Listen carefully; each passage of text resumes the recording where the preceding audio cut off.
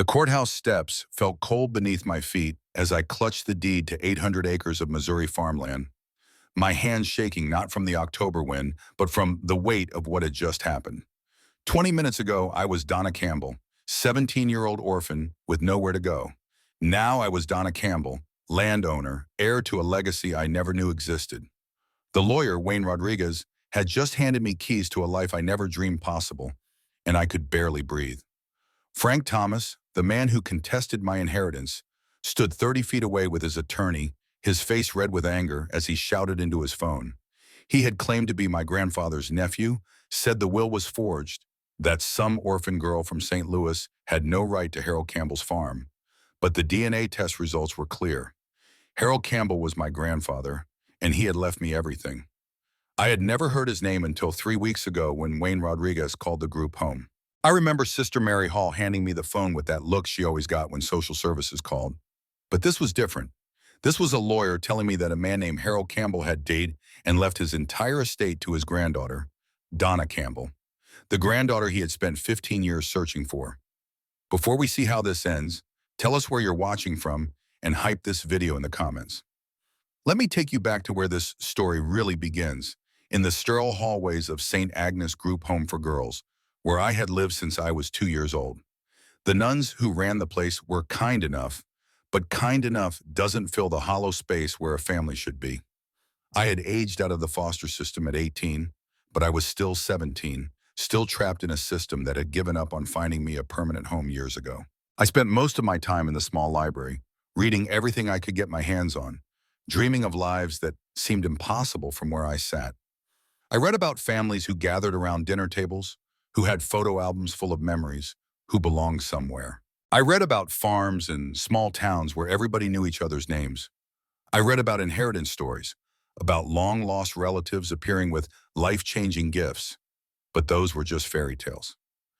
The day Wayne Rodriguez called, I was helping Sister Mary Hall organize donations in the basement storage room. The phone rang upstairs, and I heard footsteps crossing the floor above us. Then Sister Mary Hall called my name, her voice carrying that careful tone she used when she was trying not to get my hopes up about something. I climbed the narrow stairs to the main floor, my heart doing that thing it always did when someone wanted to talk to me privately. Usually it meant bad news, or another failed placement, or some bureaucratic issue with my paperwork. I had learned not to expect good things. Sister Mary Hall handed me the phone and stepped back, giving me space but staying close enough to listen. The man on the other end introduced himself as Wayne Rodriguez, attorney at law, calling from Millerville, Missouri. He asked if I was Donna Campbell, born on March 15, 2006, parents listed as Rebecca Campbell and father unknown. My throat went dry. Nobody ever talked about my parents. My file was thin, just basic information and a note that I had been found abandoned at a hospital when I was 6 months old. The nurses had named me Donna, and Campbell was the last name of the doctor who had cared for me. At least, that's what I had always been told. Wayne Rodriguez asked if I could sit down. I was already sitting, perched on the edge of Sister Mary Hall's desk chair, but I gripped the armrest anyway. He told me that Harold Campbell had passed away 2 weeks earlier at the age of 78. He told me that Harold had left a will, and that in this will, he had named me as his sole beneficiary. I asked him if he had the right person. I told him there must be some mistake, that I didn't have any family, that Campbell wasn't even my real last name. But Wayne Rodriguez had done his research. He had copies of hospital records, DNA samples that Harold had provided, and 15 years worth of private investigator reports. Harold Campbell had been searching for me since I was 2 years old. He was my mother's father, my grandfather, and he had never stopped looking for me. Wayne Rodriguez explained that my mother, Rebecca, had been estranged from the family when she got pregnant. She had left home at 17, angry and stubborn, determined to make it on her own. Harold had tried to find her, but she had disappeared completely. He didn't even know I existed until after she died, when a private investigator finally tracked down the hospital records. By then, I had already been in the system for over a year. Harold had tried to get custody, but the legal process was complicated. I had been placed with foster families, and the courts were reluctant to disrupt what they saw as stable placements. Harold kept fighting, kept searching, but the system moved slowly and he was getting older. The inheritance included 800 acres of farmland, a house, several outbuildings, farm equipment, and livestock. Wayne Rodriguez said the property was worth approximately $2.5 million. He said Harold had left detailed instructions about my inheritance, including a trust fund to help with the transition and a letter addressed to me personally. I asked Wayne Rodriguez what I was supposed to do with a farm. I had never lived anywhere but the city. I had never even seen 800 acres of anything, let alone owned it. He told me I had options. I could sell the property and use the money for college, or I could move to Millerville and learn to run the farm, or I could hire someone to manage it while I figured things out. But first, he said, I needed to come to Missouri and sign the papers. There was some family contesting the will, claiming that Harold wasn't of sound mind when he wrote it, claiming that I was some kind of fraud. The DNA test would settle the matter, but I needed to be present for the legal proceedings. Sister Mary Hall helped me pack my few belongings into a small suitcase. I owned 3 pairs of jeans, several t-shirts, one dress that I wore to church, a winter coat that was too small, and a box of books that I couldn't bear to leave behind. Everything I owned in the world fit into one suitcase in a cardboard box. The bus ride to Millerville took 6 hours, winding through small towns and endless fields that looked nothing like the urban landscape I had always known. I pressed my face to the window and watched farmhouses pass by, each one surrounded by more land than I could comprehend. I tried to imagine living in one of those houses, waking up to silence instead of the constant noise of the city. Wayne Rodriguez met me at the small bus station in Millerville. He was younger than I had expected, maybe 40, with kind eyes and a firm handshake. He drove me to a small motel on the edge of town and paid for my room, telling me we would meet at his office the next morning to go over the details of the inheritance. That night, alone in the motel room, I read Harold's letter for the first time. His handwriting was shaky but clear, and his words hit me like a physical blow. Dear Donna, he wrote, if you are reading this, then I am gone, and you are finally safe. I have been looking for you since the day I learned you existed, and my greatest regret is that I could not find you sooner. Your mother was my daughter, and she was beautiful and stubborn and full of fire. She made mistakes, but loving you was not one of them. She died trying to get back to you, trying to get clean so she could be the mother you deserved. The letter went on for 3 pages, telling me about my mother's childhood, about the family I had never known existed, about the farm that had been in the Campbell family for 4 generations. Harold wrote about his plans for the property, about his hope that I would choose to stay and continue the legacy, but he also made it clear that the choice was mine. At the end of the letter, he wrote, you have never been alone, Donna. You have been loved in and wanted and searched for every day of your life. This farm is not just land and buildings. It is home, and it is yours. I cried myself to sleep that night, holding the letter against my chest, mourning a grandfather I had never met and a mother I barely remembered. The next morning, Wayne Rodriguez took me to see the property before we dealt with the legal challenges. The farmhouse sat at the end of a long gravel driveway, surrounded by oak trees that must have been planted decades ago. It was a 2-story white house with a wraparound porch and green shutters. Exactly the kind of house I had dreamed about in all those books I read. Harold had maintained the property well. The house was clean and furnished. The barns were in good repair, and the fields were healthy and productive. Wayne Rodriguez explained that Harold had been leasing most of the farmland to neighboring farmers, and that arrangement could continue if I wanted it to. We walked through the house together, and I felt something I had never experienced before. It felt like coming home. The furniture was old but comfortable, the kitchen was large and bright, and there were photographs everywhere. Photographs of my mother as a child, of Harold and his late wife, of the farm through the seasons. In the master bedroom, Wayne Rodriguez showed me a cedar chest full of things Harold had saved for me. Baby clothes that had belonged to my mother, school pictures, report cards, a diary she had kept as a teenager. There was also a small jewelry box with a necklace inside, a simple gold chain with a heart-shaped locket. Inside the locket was a picture of my mother holding a baby. Me. The legal challenge came from Frank Thomas, who claimed to be Harold's nephew and argued that the will was invalid. Frank lived in Kansas City and worked in real estate development. Wayne Rodriguez suspected that Frank was more interested in the land value than any family connection. especially since he had never visited Harold while he was alive.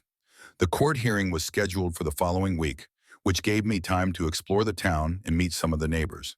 Millerville was the kind of place where everyone knew everyone, and news of Harold's granddaughter had spread quickly. Most people were curious but friendly, eager to share stories about Harold and ask about my plans for the farm.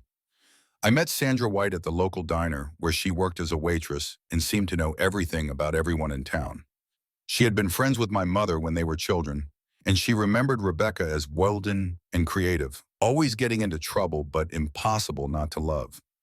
Sandra introduced me to Zachary Edwards, who owned the farm adjacent to Harold's property. Zachary was in his 50s, weathered and practical, and he had been helping Harold maintain the farm for the past few years. He offered to continue the arrangement and if I decided to keep the property, and he spent an afternoon showing me around, explaining the basics of farm management. Kyle Adams ran the feed store in town, and he had been doing business with Harold for over 20 years. He told me stories about my grandfather, about his reputation for fairness and hard work, about how he had never given up hope of finding me. Kyle also mentioned that Frank Thomas had been asking questions around town, trying to find people who would testify that Harold was not mentally competent in his final years. But everyone I talked to said the same thing. Harold had been sharp as ever, right up until the end. He had been planning for my arrival, preparing the farm, making sure everything was in order. He had talked about me constantly, showing people the investigator reports, sharing what little information he had about my life in the group home. The night before the court hearing, I sat on the porch of the farmhouse and tried to imagine my life splitting in two different directions. If I lost the legal challenge, I would go back to St. Louis with nothing but the memory of a week in a place that felt like home. If I won, I would have to decide whether to stay in Millerville and learn to be a farmer or sell the property and use the money to build a different kind of life. Wayne Rodriguez had been honest about the challenges. Running a farm required knowledge and experience I didn't have. The house needed some repairs and the equipment was aging. The income from leasing the land was steady, but not enormous.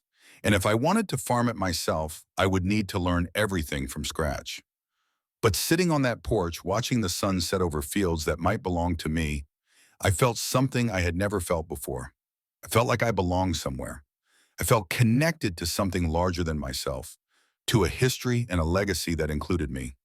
The court hearing was held in the county courthouse, a stately brick building that dominated the town square. Frank Thomas arrived with his lawyer, a sharp-dressed man from Kansas City who looked like he charged by the minute. Frank himself was in his 40s, soft around the middle, wearing an expensive suit that seemed out of place in the small-town courthouse.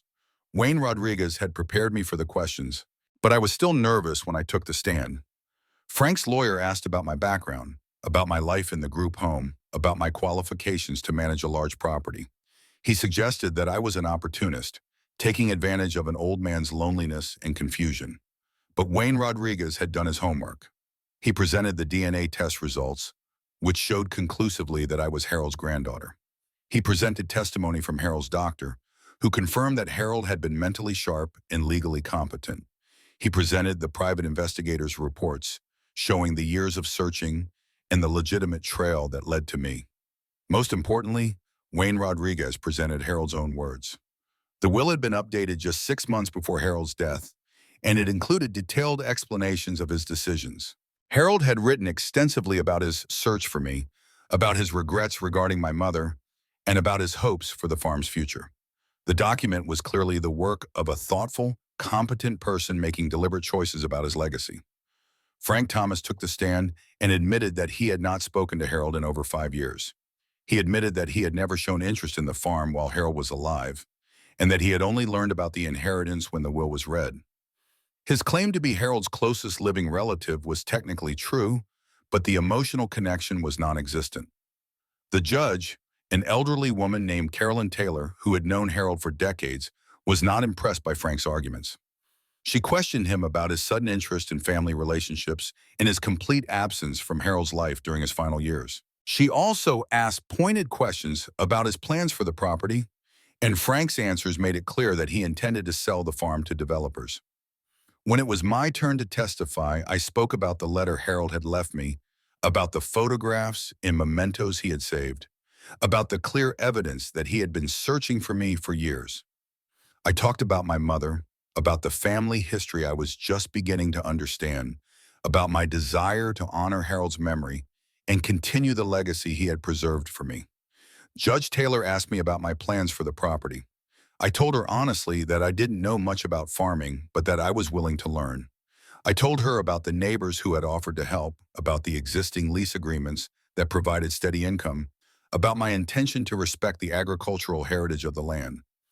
The judge's decision was swift and decisive. She ruled that the will was valid, that Harold had been of sound mind when he wrote it, and that his desire to leave his property to his granddaughter was both legally sound and emotionally understandable. She dismissed Frank Thomas's challenge and ordered him to pay court costs.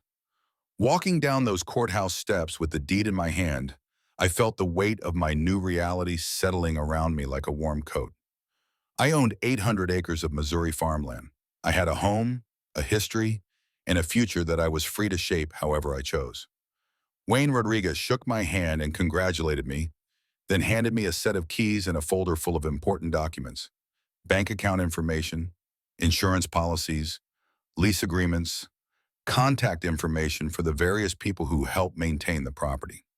He also gave me Harold's personal effects, including a worn leather wallet with pictures of my mother and a pocket watch that had belonged to his father. That evening, I called Sister Mary Hall from the farmhouse kitchen to tell her about the court decision. She cried when I told her about the letter, about Harold's years of searching, about the family I had never known existed.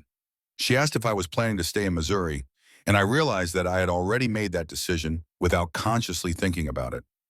I was staying. This was home now. The next few weeks passed in a blur of paperwork and learning. Wayne Rodriguez helped me set up bank accounts and understand the financial aspects of property ownership. Zachary Edwards taught me about crop rotation and soil management and the basics of farm equipment maintenance. Sandra White introduced me to other longtime residents who shared stories about my mother and grandfather. I enrolled in the local high school to finish my senior year, and I was surprised by how quickly I was accepted by my classmates. In St. Louis, I had always felt like an outsider, marked by my group home address and secondhand clothes. But in Millerville, I was Harold Campbell's granddaughter, Rebecca's daughter, the girl who had inherited the Campbell farm. I had an identity that went beyond my circumstances. The farmhouse slowly began to feel like my own space. I rearranged some of the furniture, hung my few personal belongings in the bedroom that had been my mother's, and spent hours going through the family photographs and documents Harold had preserved. I learned about my great-grandparents, who had bought the original 160 acres in 1923. I learned about the gradual expansion of the property, the good years and the difficult ones, the family traditions that had been passed down through generations. I also learned about my mother's teenage years, about her dreams of becoming an artist, about her conflicts with Harold over her choices in her future. The diary she had kept revealed a complicated relationship between a strong-willed daughter and a protective father, both of them too stubborn to back down from their positions. Reading her words, I began to understand the tragedy that had shaped both their lives. Rebecca had left home angry, determined to prove that she could make it on her own. Harold had let her go, believing that she would come back when she was ready. Neither of them had anticipated how quickly things would spiral out of control, how addiction and bad choices would make reconciliation impossible. But Harold had never stopped loving his daughter, and when he learned about me, that love had transferred completely to his granddaughter. The farm he left me was not just property, it was an apology, a second chance, a way to heal the wounds that had divided the family. I threw myself into learning everything I could about agriculture and farm management. I read books, watched online tutorials, and spent countless hours following Zachary Edwards around as he explained the practical aspects of running a farm. I learned about soil testing and fertilizer application, about pest control and irrigation systems, about the complex web of relationships between farmers, suppliers, and buyers. The existing lease agreements meant that I didn't have to make immediate decisions about crop production, but I wanted to understand every aspect of the operation. The lease payments provided enough income to cover the property taxes, insurance, and basic maintenance. But if I wanted to improve the property or expand the operation, I would need to take a more active role. Spring brought new challenges and new opportunities. Several of the lease agreements were up for renewal, and I had to decide whether to continue the existing arrangements or try something different. Zachary Edwards suggested that I might want to take back some of the acreage and try farming it myself, starting small and learning as I went. The idea was both terrifying and exciting. I had never grown anything more complicated than herbs in a windowsill garden, but the thought of working the land that my great-grandparents had farmed appealed to me on a level I couldn't quite explain. There was something deeply satisfying about the idea of continuing a legacy, of being part of a story that was larger than my own life. I decided to take back 50 acres and plant soybeans, a relatively simple crop that would give me hands-on experience without too much risk. Zachary Edwards helped me prepare the fields and plant the seeds, and I spent the summer learning about weather patterns and growth cycles and the thousand small decisions that determine whether a crop succeeds or fails. The physical work was harder than anything I had ever done, but it was also deeply rewarding. There is something almost magical about watching seeds you planted emerge from the soil, about seeing green shoots stretch toward the sun, about participating in the ancient cycle of planting and growth and harvest. My classmates at school were initially skeptical about the city girl who thought she could become a farmer, but their attitude changed as they saw my commitment and progress. Several of them came from farming families, and they began sharing advice and offering help with various projects around the property. I graduated from high school that spring, and instead of the uncertainty that had always characterized my future plans, I had a clear sense of direction. I was going to stay in Millerville, learn to farm, and build a life on the land that my grandfather had preserved for me. Wayne Rodriguez helped me establish a more formal business structure for the farm operation, setting up accounts and insurance policies that would protect the property and provide a foundation for growth. We also discussed the possibility of expanding the operation, perhaps adding livestock or diversifying into different crops. But the most important changes were personal rather than financial. For the first time in my life, I felt like I belonged somewhere. I had neighbors who knew my name and cared about my success. I had a history that connected me to the land and the community. I had a future that I was actively building rather than simply hoping for. The harvest that fall was modest but successful, and I felt an incredible sense of pride as I watched the combines move through my fields. The soybeans I had planted and tended and worried over were now contributing to my income and my growing confidence as a farmer.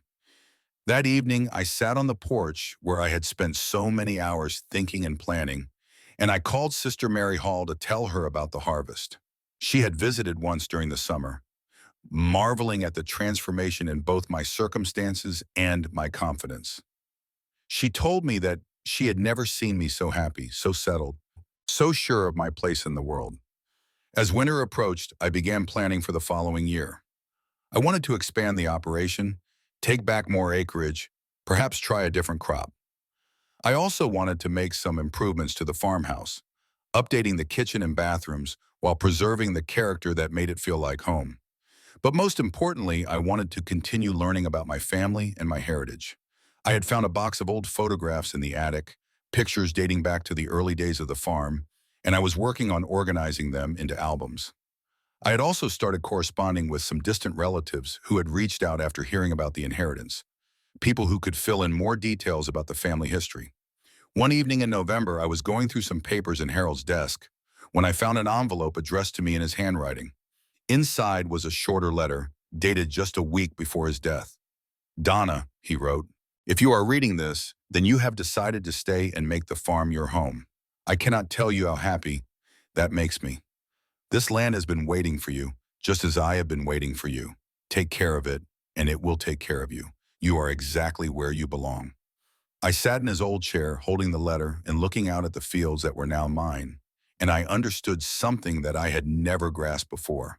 Family is not just about blood relationships or shared genetics. Family is about belonging, about being part of something larger than yourself, about having a place where you are known and valued and loved. Harold had given me more than land and buildings and financial security. He had given me a family legacy, a sense of continuity, a place where I could put down roots and grow into the person I was meant to be.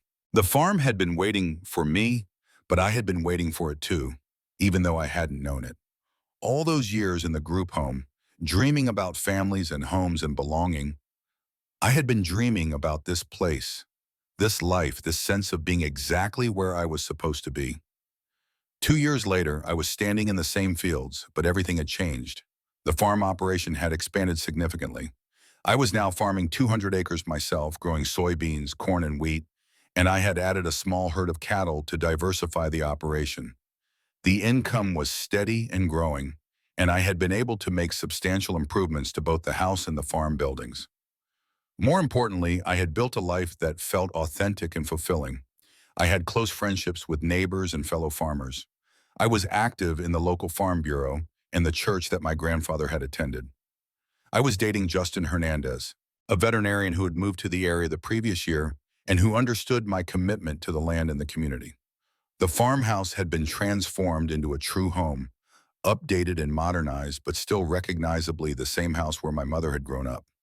I had converted one of the upstairs bedrooms into an office where I managed the business side of the operation, and I had turned the basement into a workshop where I repaired equipment and worked on various projects. But the most significant change was internal. I had grown from a confused, lonely teenager into a confident young woman with a clear sense of purpose and identity. I knew who I was, where I came from, and where I was going. I had found my place in the world, and it was exactly where Harold had hoped I would be. The legal challenge from Frank Thomas seemed like ancient history now. He had disappeared back to Kansas City after losing the court case, and I had heard through Wayne Rodriguez that he was facing some financial difficulties related to failed real estate ventures. I felt no satisfaction in his troubles, but I was grateful that his challenge had been unsuccessful. I often thought about the path that had brought me to this place, about the series of coincidences and decisions that had led from the group home in St. Louis to the farmhouse in Millerville. If Harold had not been so persistent in his search, if Wayne Rodriguez had not been so thorough in his research, if I had not been brave enough to take the risk of claiming my inheritance, my life would have been completely different. But mostly I thought about Harold, about the grandfather I had never met who had shaped my life in such profound ways. I visited his grave regularly, updating him on the farm's progress, sharing my plans and dreams, thanking him for the gift he had given me.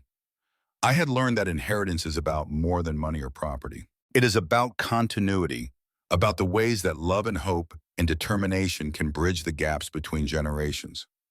Harold had left me a farm, but he had also left me a sense of belonging, a connection to something larger than myself, a foundation on which to build a meaningful life. The group home seemed like a different lifetime now, though I stayed in touch with Sister Mary Hall and made occasional trips back to St. Louis to visit. I had also started contributing to programs that helped young people aging out of the foster system, understanding from personal experience how important it is to have support and opportunities during that transition. Sometimes I wondered what my life would have been like if my mother had not left home, if she had been able to overcome her addiction, if Harold had found me sooner. But I had learned not to dwell on those questions. The past had brought me to this place, and this place was exactly where I belonged.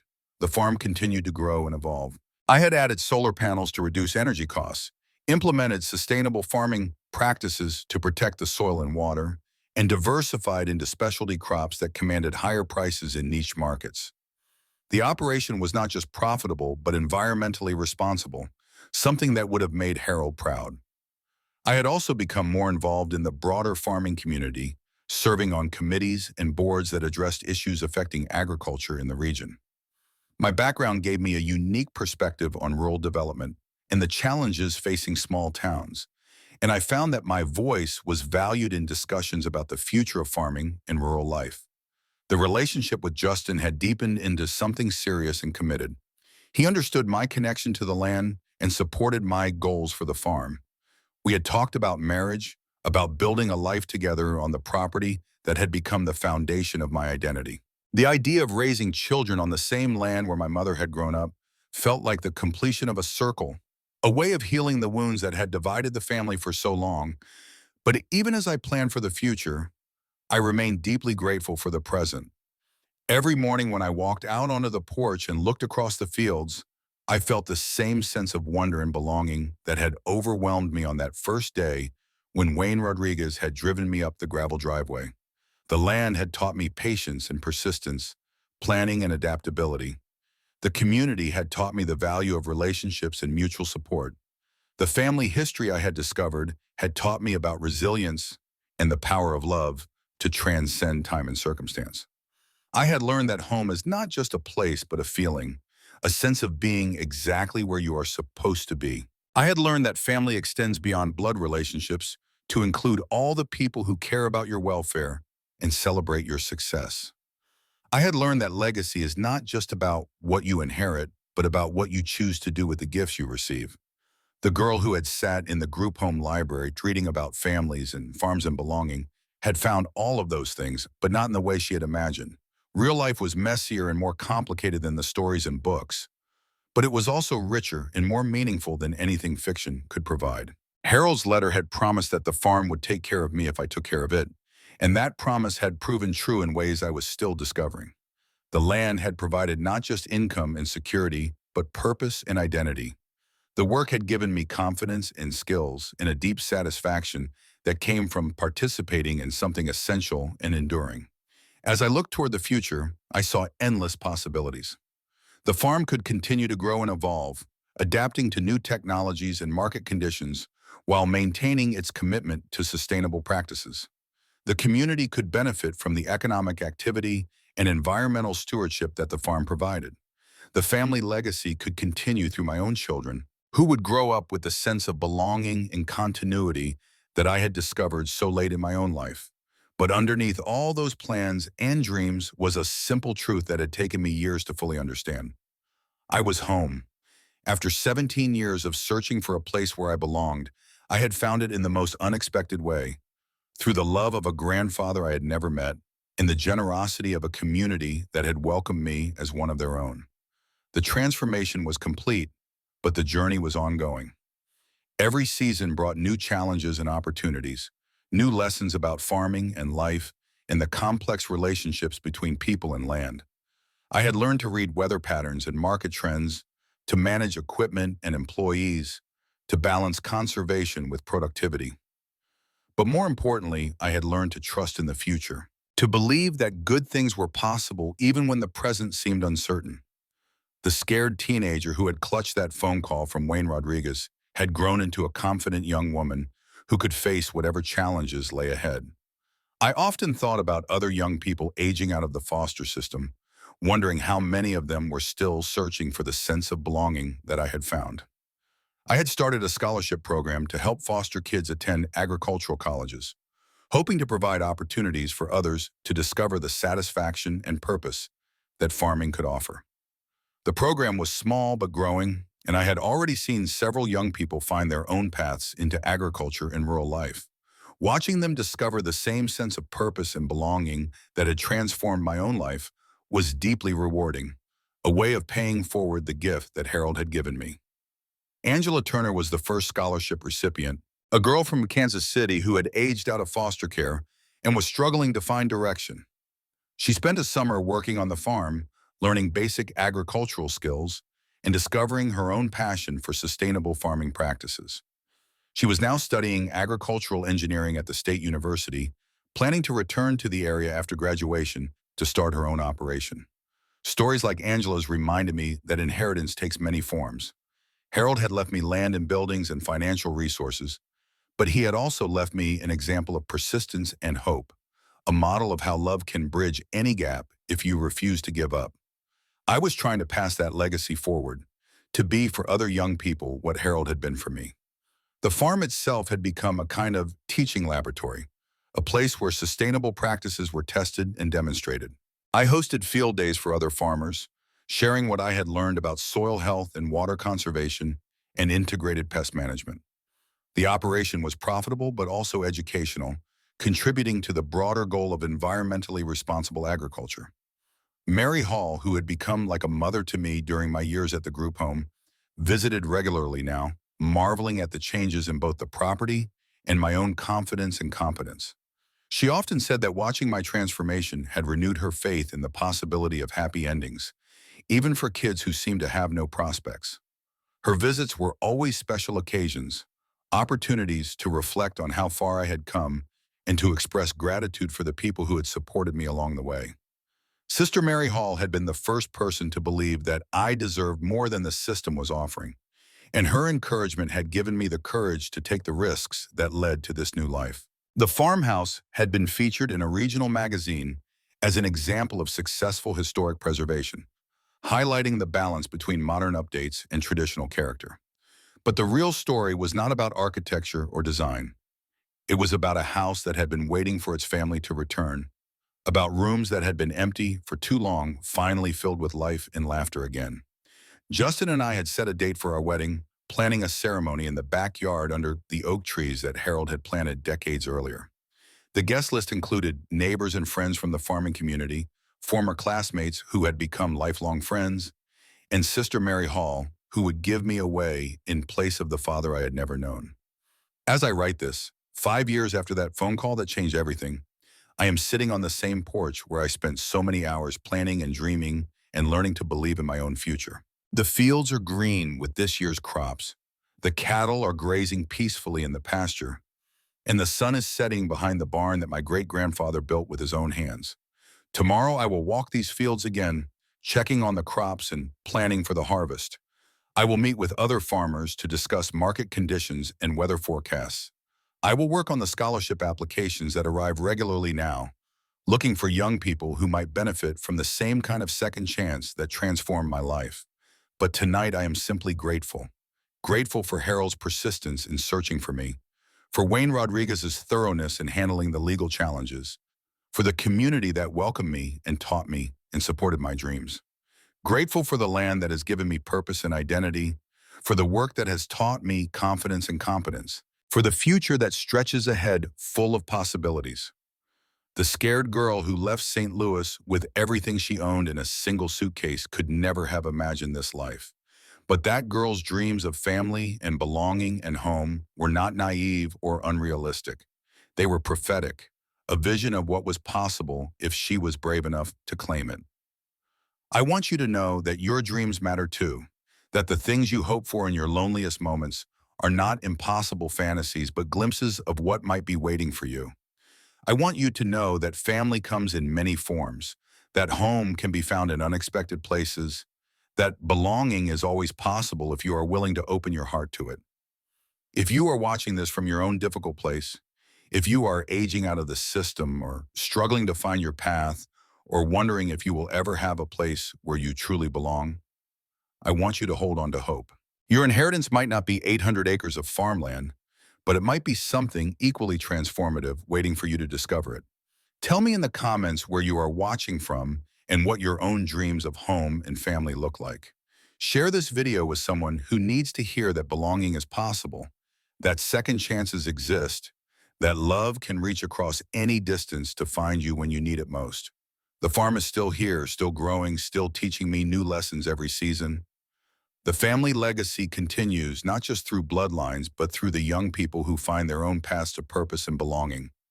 The story that began with abandonment and loss has become a story of discovery and hope in the endless possibility of home. And sometimes when the light is just right and the wind carries the scent of growing things across the fields, I can almost hear Harold's voice carried on the breeze, telling me that I am exactly where I belong, that the farm is exactly what he hoped it would become, that love really can bridge any gap if you refuse to give up. This is my inheritance, and this is my home. This is where my story began, and this is where it continues, rooted in the rich soil of belonging and growing toward a future full of hope.